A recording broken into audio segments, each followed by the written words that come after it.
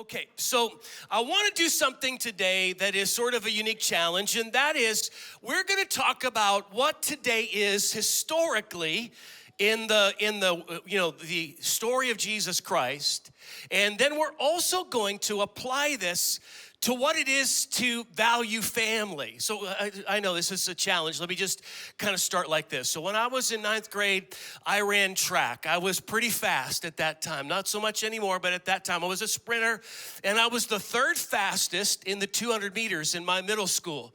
Now, I had only run the 200 meters and the 100 meters, and they decided in the championship they wanted to really compete, and so they put me into the relay race, and I had never run the relay before.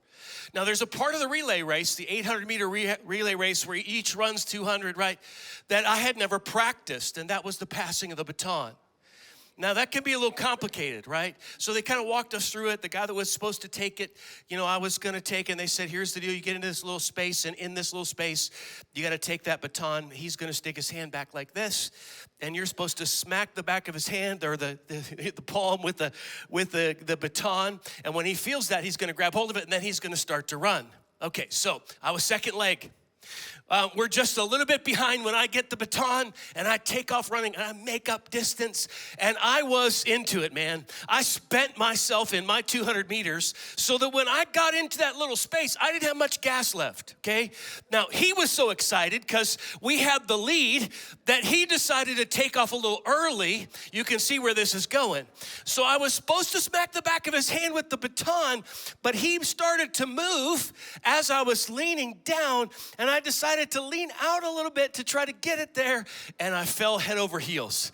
Baton went flying everywhere. It was a cinder track. I was bloody everywhere. We were disqualified. It was a horrible moment. Let me just tell you, passing the baton is important in a relay race. In fact, it's not just how fast you are, it's actually how good you are at passing the baton that helps you to win that kind of a race.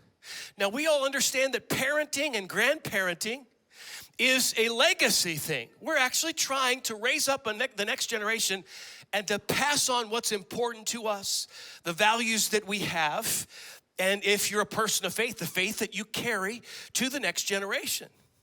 And there is nothing more precious than when you have that moment in time, your child is born and you carry that baby for the first time, and you then realize how much you love this little baby you just met, and what a responsibility it is that you have to take care of them and raise them and pass down some things to them and help them to become everything they're supposed to be.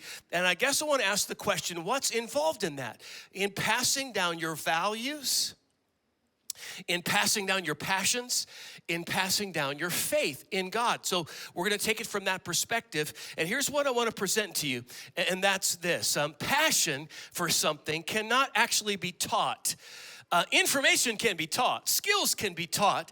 But passion is something that is not so much taught, it is caught. It's because you're around somebody that has something in them and on them that is a bit contagious. It's a spirit-to-spirit kind of effect on somebody's life. Parenting is a lot like that. It's about what's on you that you are trying to pass on to the next generation. Now, I said we were going to study today the historical event that happens 1 week before Easter Sunday, which is what we call Palm Sunday weekend, right? And Palm Sunday is the story of Jesus a week before his resurrection, just a few days before his crucifixion, coming into the city of Jerusalem with this huge gathering of people that were declaring him to be their Messiah. And we're going to read out of John chapter 12. Now, there are four narratives or histories of the life of Jesus, and today we're going to pick it up in chapter 12. John, Jesus' best friend, is writing now, one of his disciples, and it tells us this: a large crowd of Jews found out that Jesus was there and came not only because of him, but to see who? Lazarus, right? Okay, let's pause for a moment. Wasn't Reggie Dabbs amazing last weekend? Our guest speaker, he did such a great job. And he actually told the story that we are now referring to with this name Lazarus, because in chapter 11 of the book of John, we get the story of this man who had died, one of Jesus' friends, was in the tomb or in the grave for 4 days. And Jesus then shows up and says, roll away the stone, and calls him out and resuscitates, we could say, Lazarus from his condition of death.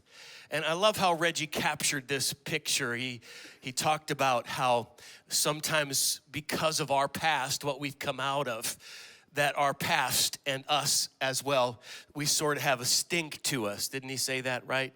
His message is, what's that smell, in case you need reminded. And he talked about Moses in the pitch. How many of you remember what pitch is? And he said that's kind of where he came out of, and came out of that, and God redeemed him. So, okay, Lazarus is coming back from the dead, and people are gathering not just to see Jesus, but to get Lazarus' autograph as well, right?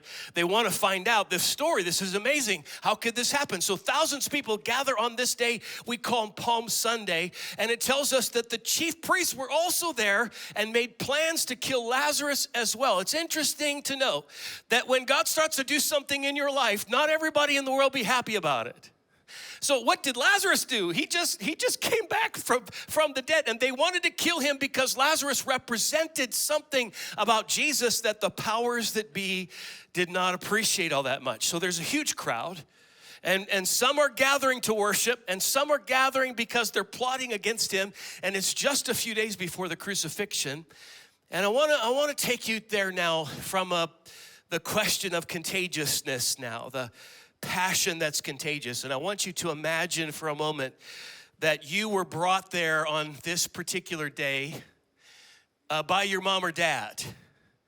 And so you're there. They're there to worship. They're there to declare Jesus Messiahship, and you're in tow. That you came in to Palm Sunday in Jerusalem, just like a lot of people there have their little one's hand, and they've come in, and there's buckets they've brought to take away the loot of the candy today. Did you see them come in? All right, so now here they are on Palm Sunday, and they're walking together, and then all of a sudden, these kids see their mom or dad begin to explode in declarations about Christ. Now, here's what I want to say. There are actually 4 things baked into this story that I think are things that create influence, things that build legacy, things that make us contagious. And the first thing is what we believe. So it's the conviction that we carry. So that's point number 1. What I believe will make a difference in my ability to pass on a legacy.